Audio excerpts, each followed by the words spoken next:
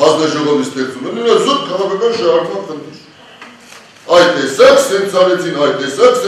կես զավոդի տակը բան չմնաց է, այսինքն ես որ լինեմ գնոր, երկրորդ օրը կասեմ դա ես չգնեցի սա։ Մենք խոսում ենք բացահայտ, այս ժամանակը գնոր, ես էլ պիտի չխոսենք գնել։ Որտեղ ստեղ Հայաստանի Հանրապետության շատ եւ այլ, խնդիր ուրիշ բանի մեջ է դնում։ Դե մի հատ գնոր հիմա նստած նայում, հենա 10 բան է կարող։ Որ ասում տեսեք այստեղ այսքան պարտավորություններ կա, այսքան մուտ բաներ կա, ո՞ս գնամ այդ գործարանը։ Հիմա ինչ եք ուզում, նայեք աշխատեք, չէ՞ աշխատեք։ Պարոն Այվազյան, այն խնդիրը, որ դուք դնում եք, որ այլ անձինք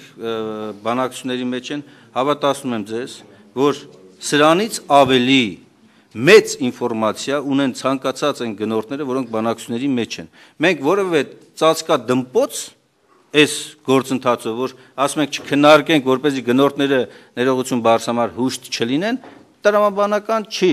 որովհետև իրենք շատ ավելի մեծ ինֆորմացիա ունեն։